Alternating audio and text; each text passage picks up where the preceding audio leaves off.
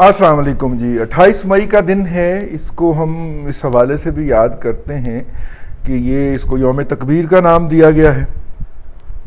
इस दिन भारत के मुकाबले में पाकिस्तान ने एक एटमी धमाका किया। ज़्यादा करके भारत ने मेरा ख्याल 5 किए थे, हमने 6 करके जो था वो, और उसके इम्पैक्ट को लिमिटेड रख के चागी के एक पहाड़ तक, जो कि सफ़ेद हो गया इस धमाके के बाद। वैसे वहाँ के लोगों को भी हकूक़ देने चाहिए, चागी के लोगों को भी, और उन तक जो बुनियादी ज़िंदगी की जो ज़रूरियात है वो भी पहुँचानी चाहिए। साथ में मैंने कहा ये भी कहना चाहिए, उनको बुनियादी हकूक़ देने चाहिए। इंसान के जो हकूक़ होते हैं मैं उनकी बात कर रहा हूँ। लेकिन वो पहाड़ सफ़ेद हो गया जी। ये पाकिस्तान ने धमाके किए थे और इसके लिए तमाम लोगों का किरदार जो है, कंट्रीब्यूशन जो है वो अपनी जगह के ऊपर है। पोखरान में मेरा ख्याल है पोखरान ही था जहाँ पे 1973 में भारत ने पहला एटमी धमाका किया था। कामयाबी का जो उन्हें मशरक़ी पाकिस्तान को बांग्लादेश बनाने के लिए मिली थी, उसका उन्होंने इजहार किया था। पाकिस्तान में भुट्टो साहब थे। भुट्टो साहब जो थे वो उन्होंने जो 2-3 इक़दामात बड़े किए। एक तो उन्होंने अफ़गानिस्तान की जो बागी क़यादत थी, अहमद शाह मसूद, गुलबद्दीन हिकमत यार, ये सारे लोग जो थे, इनको वो उन्होंने पाकिस्तान आने की दावत दी और रिकग्नाइज़ किया। दूसरा ये जो था कि उन्होंने उस वक्त जो पाकिस्तान एटॉमिक एनर्जी कमीशन था उसके हुकाम को तलब किया और कहा कि जनाब ये जो भारत ने धमाका किया है हमें इसका जवाब देना है। तो उसके जवाब के अंदर एटॉमिक एनर्जी कमीशन के अंदर डॉक्टर अब्दुल सलाम साहब ने जो टीम भरी हुई थी, उन्होंने मशवरा दिया जनाब जुल्फ़िकार अली भुट्टो शहीद को कि जनाब आप जो हैं वो हम ना वो जो होते हैं ना, बारूद जो होता है, ठीक है, उसका एक बहुत बड़ा धमाका करके तो शोर मचा देते हैं कि हमने जनाब एटमी धमाका कर दिया है। उस पर भुट्टो साहब जो थे वो गुस्से में आ गए और उन्होंने बाकायदा उनको गालियाँ दी और गालियाँ फरमाई, बल्कि मैं कहता हूँ, और उन्हें कमरे से निकाल दिया। तो भुट्टो साहब को पता चल गया कि इन तिलों में तेल नहीं है, ये हरामखोर जो हैं ये अपने काबिलियत की बुनियाद पे नहीं बल्कि अपनी नज़रियात की बुनियाद के ऊपर यहाँ पे मुसल्लत किए गए हैं और ये आइंदा 100 साल भी ये काम नहीं कर सकते। तो फिर भुट्टो साहब ने इधर उधर जब देखना शुरू किया तो डॉक्टर अब्दुल कदीर ख़ान के ऊपर उनकी नज़र पड़ी। डॉक्टर साहब जो थे वो उस ज़माने में एक ऐसे प्रोजेक्ट के साथ इन्वॉल्व थे जिसने यूरेनियम की इनरिचमेंट करनी थी। यूरेनियम की इनरिचमेंट, ये सारा मैं एक्सटेम्पोर कर रहा हूँ जी, एक्सटेम्पोर ही मैं अपना व्लॉग करता हूँ, मेरे से नोट्स लेके नहीं किया जाता, ठीक है। जो मेरे जहन में है वो बयान कर रहा हूँ। तो यूरेनियम की इनरिचमेंट जो थी वो 92% तक लेके जानी थी। ये यूरोप और अमेरिका का एक मुश्तरका जो था प्रोजेक्ट था। इसके अंदर बहुत सारे ममालिक थे, यूरोप के ज़्यादा ममालिक थे, अमेरिका भी था,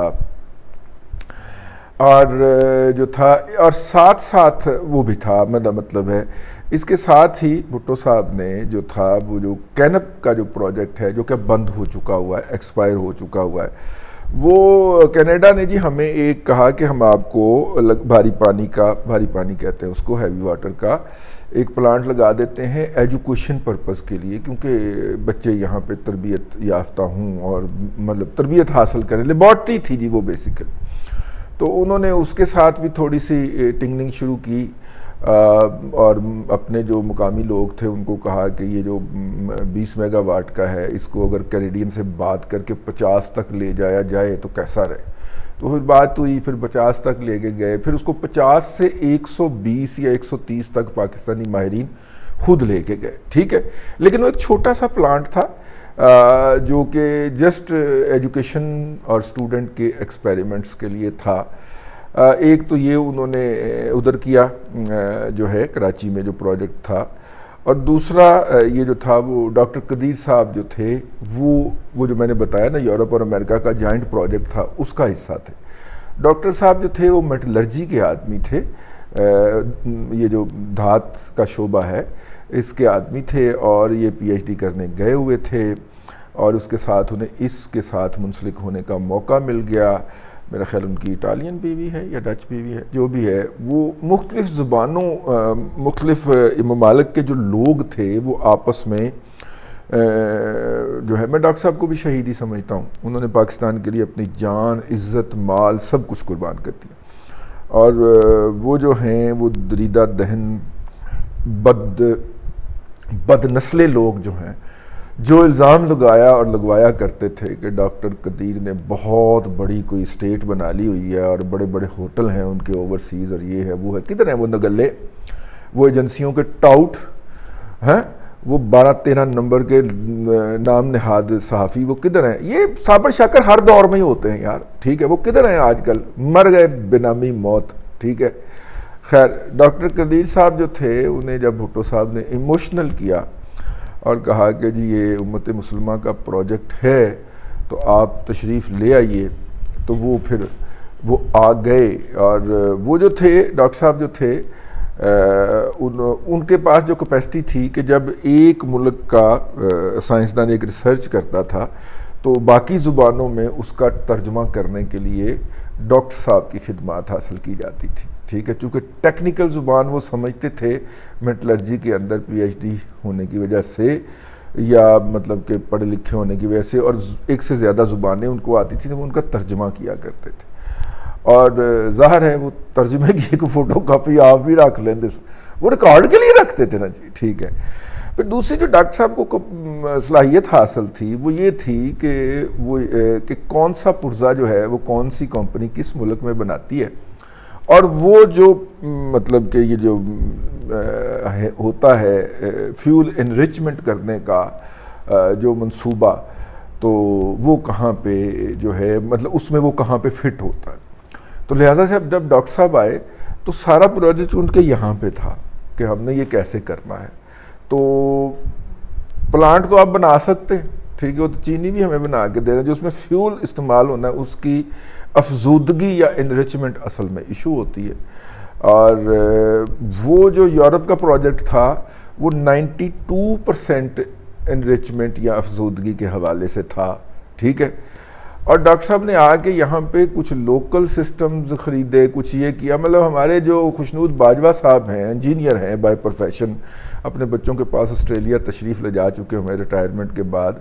उनका एक बड़ा मशहूर फ़िक्रा है जो मैं कोट किया करता हूँ कि डॉक्टर कदीर को कोई नहीं पहुँच सकता। उसने गुजरांवाले की जो लस्सी झटके वाली मदानियाँ बन रही थी उस वक्त, उनसे 98.5% इनरिचमेंट कर दी, जबकि पूरा यूरोप और अमेरिका मिलकर 92% के लिए टारगेट कर रहा था।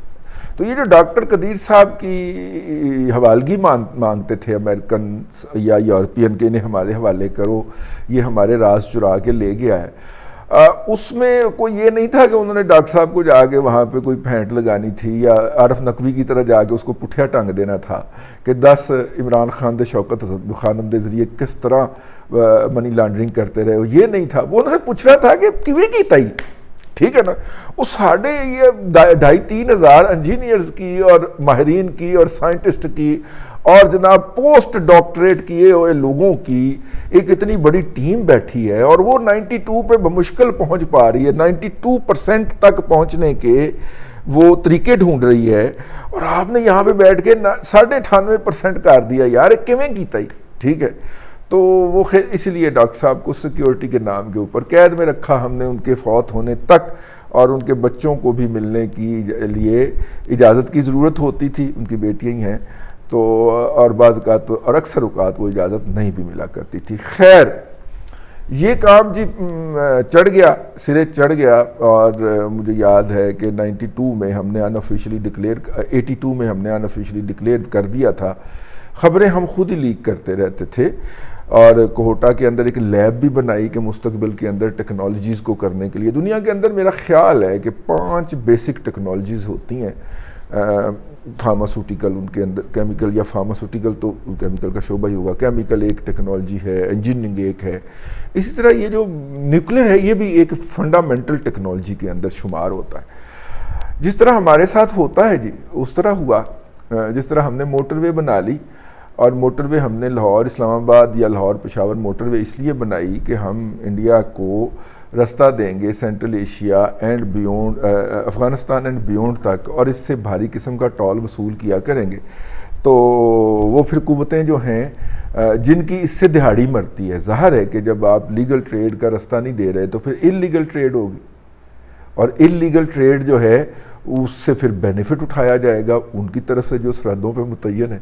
तो आप अगर इंडिया को लीगल रास्ता दे देते हैं तो उनकी दिहाड़ी तो मर गई ना जी, इदारा जाती तौर पे भी और अफरादी तौर पे, इनफरादी तौर पे भी। एना वजह नाल मेरे ढिड च लत्तां वाई दियां ने, एना वजह नाल घुटदे ने मैनूं, मैं जो इस तरह की कोई बात कर जाता। तो वो जनाब जो था, जिस तरह फिर वो उस मोटरवे को नहीं चलने दिया उस पर्पज़ के लिए जिस पर्पज़ के लिए वो बनी थी, इसी तरह हमने फिर न्यूक्लियर से, क्योंकि वो फंडामेंटल टेक्नोलॉजी आ गई थी ना, उसको आपने ज़राअत में भी इस्तेमाल करना था। ज़राअत में क्या करते हैं आप, वो रेडिएशन करते हैं उन सीड्स की, और उनके अंदर से हम जो होते हैं अनवांटेड जो गैर ज़रूरी हिस्से या उसके पार्ट्स या जो क्रोमोसोम कह लें उसको, बीज के जो खसूसियात है वो ख़त्म करके तो सिर्फ वांटेड खसूसियात हम रखते हैं, तो उसकी पैदावार बढ़ जाती है। भाई जब जड़ी बूटियाँ जो हैं या फजूल किस्म के जिनका कोई आउटपुट नहीं है उनको हम खेत में से ख़त्म कर देंगे तो वो सारी की सारी खुराक जो है वो पौधे को मिलेगी ना। तो गंदम के एक सट्टे के ऊपर अगर 70 दाने लगते हैं तो वो हो सकता है 140 दाने लग जाएं, क्योंकि डबल खुराक मिल रही है। तो इसी तरह वो हमने करना था। आजकल हम इस चीज़ को बहुत शिद्दत के साथ मिस कर रहे हैं, ख़ास तौर पे मौसमी तब्दीलियां आ रही हैं, फल और हमारी फसलें जल्द मैच्योर हो जाती हैं और उनके लिए हमारे पास सीड ही कोई नहीं है। इसलिए हमारी गंदम की पैदावार हो, कपास की पैदावार हो, ये हर गुजरते दिन के साथ कम होती जा रही हैं। सिर्फ बची हुई है तो हमारी मेज़ या मकई बची हुई है, वो भी हाइब्रिड सीड जो है हमने इस शोबे में डाला है। तो उसकी वजह से, क्योंकि मौसम गर्मा जल्दी आ रहा है और ज़्यादा लंबा चल रहा है, तो जो रवायती यहाँ पे मौसम गर्मा की लंबाई थी उससे ज़्यादा होती जा रही है। तो जो गर्मियों के आगाज़ में गंदम जैसी फसल ने मैच्योर होना होता है वो जल्दी पक जाती है। अभी नंबर ऑफ ग्राम्स जो है, ये दानों की तादाद अभी पूरी नहीं हुई होती तो और पक जाती है वो। तो थोड़े दाने जब रह जाते हैं तो फसल की पैदावार या झाड़ कम हो रह जाता है। ये हमने इसको यहाँ पे यूज़ करना था। तो फिर सिक्योरिटी के नाम के ऊपर वो सारा जो प्रोजेक्ट कैप्चर हुआ, उन्होंने कैप्चर किया जिन्होंने सरहदों के ऊपर स्मगलिंग रोकनी होती है। तो उसके बाद फिर बाकी उसके इस्तेमाल जो थे वो ख़त्म हो गए। बाहर तो हम कहते हैं कि दुनिया के अंदर सबसे ज़्यादा सिक्योर प्रोग्राम जो है न्यूक्लियर का वो पाकिस्तान का है और महफूज हाथों में है, लेकिन उन्होंने उसकी जो फर्दर ग्रोथ हो जानी थी या फर्दर उसके कैंसर का इलाज है इससे जी। ये जो अनमोल शनमोल बने हैं सारे पूरे पाकिस्तान के अंदर, ये इसी वजह से बने कि वो बेसिक टेक्नोलॉजी के ऊपर हमने अबूर हासिल किया।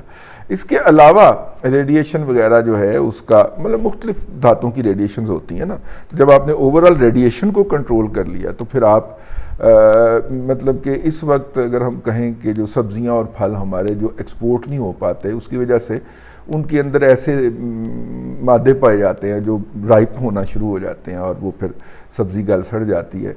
अगर उन मादों को हम उड़ा दें रेडिएशन करके तो उसकी शेल्फ़ लाइफ बढ़ जाती है। मतलब कि आम जो है हमारा वो 15 से 20 दिन की शेल्फ़ लाइफ रखता है, 2 से 3 हफ्ते की, लेकिन अगर उसको इस तरह प्रोसेस कर दें तो ये उसकी शेल्फ़ लाइफ जो है वो 6 हफ्ते तक हो जाए। तो अब अगर हम उसको भेजते हैं जहाज़ के ज़रिए महंगे फ्रेट भर के, तो फिर हम उसको बहरी जहाज़ के ज़रिए आम कंटेनर से भी भेज सकते हैं। ठीक हो गया। तो ये वाले वो पहलू थे कि जब वो सिक्योर कर लिया गया, महफूज हाथों में चला गया, तो इन पहलुओं से हम महरूम हो गए। 28 मई से मेरी बड़ी यादें में बसता है जी। हम उस वक्त ना मतलब कि मेरे दोस्त थे, सीनियर थे, फौत हो गए, अल्लाह तबारक व तआला उनको करवट जन्नत नसीब करे। जनाब रफ़ीक़ुज़्ज़मा गौरी साहब, आप उनको रफ़ीक गौरी के नाम से शायद जानते हो, आए वक्त में आखिरी उम्र तक कॉलम लिखते रहे। तो मैं और रफ़ीक गौरी साहब इकट्ठे थे। वो ज़माना जो था वो टीवी का ज़माना नहीं था, वो था अखबार का ज़माना। ठीक है। और अभी एक आध टीवी ही चला करता था ये ARY के नाम से लंदन से, और उसमें डॉक्टर शाहिद मसूद साहब जो थे वो अपने शाहिद मसूदियाँ पूरा करते थे, ठीक है। तो वो जो थे, उसके अलावा पाकिस्तान का पर्सपेक्टिव बयान करने के लिए या PTV था, STN था, या ये था, मतलब अभी निजी चैनल शुरू नहीं हुए थे। तो डॉक्टर साहब जो वो, मैं और रफ़ीक गौरी साहब जो थे वो अलहमरा में, मेरा ख्याल हम किसी फंक्शन में गए, और एक अजीब किस्म का डिप्रेशन था उस वक्त, क्योंकि रोज़ाना 24/7 इंडिया और उसकी क़यादत जो थी वो बड़कें लगाया करती थी कि अब पाकिस्तान को इस खित्ते के अंदर एक निकू, एक सबजुगेट स्टेट जो है वो बाजगजार रियासत बन के रहना है और अपनी औकात में रहे, और ये ਤੁਹਾਡੀ ऐसी तैसी खलोयत, इस तरह की बड़कें लगाया करते थे। तो वो ओवरऑल पाकिस्तान के अंदर डिप्रेशन था ना जी, इंडिया ने इतने सारे धमाके कर लिए हुए थे। तो फिर जनाब वो पर्चा आया, ज़मीमा उसको कहते थे, इवनिंगर भी आए, ज़मीमा भी आया, और ज़मीमे के अंदर बताया गया कि पाकिस्तान ने भारत मतलब एक से मतलब जितने भारत ने किए हैं उससे एक ज़्यादा धमाका कर दिया। बस अगर वो कैमरा होता उस वक्त तो उसको कैप्चर करते वो कितनी खुशी अगर वो कैमरा होता तो उसको कैप्चर करते कि वो कितने खुशी के मनाज़र थे। और बस वो कभी मौका मिला और जिस बात पे काबू रहा तो वो बयान करेंगे। और आज जब याद करता हूँ तो बड़ी ही हंसी भी आती है अपने उस एक्सटेम्पोर रद्द अमल के ऊपर, और खुशी भी होती है जी, कौमों की जो अचीवमेंट्स होती हैं।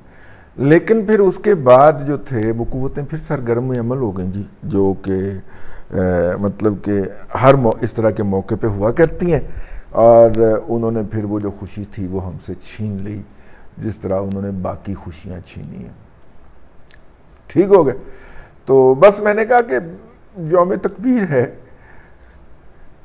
तो उसके हवाले से हम भी ज़रा थोड़ा सा आपको याद दिलाएं कि ये जो है ये हमारे लिए एक खुशी का मौका है, और ऐसी खुशियों को सेलिब्रेट करते रहा करें, और ये उन कुव्वतों का मुंह चढ़ाते रहा करें जिन्होंने पाकिस्तान को हकीकी तरक्की से, जिन्होंने अपने पापा जॉन पिज़ों की वजह से, जिन्होंने अपने जनरल टायर्स की वजह से पाकिस्तान को उसकी हकीकी तरक्की और पोटेंशियल से महरूम कर रखा है। अब तक के लिए इतना ही जी।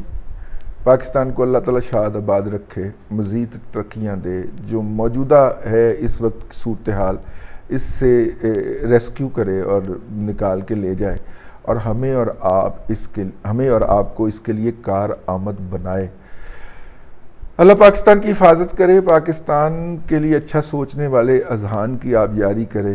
अल्लाह आपको आसानियाँ अता करे और आसानियाँ खल्क़ खुदा में तकसीम करने की तौफ़ीक़ अता करे।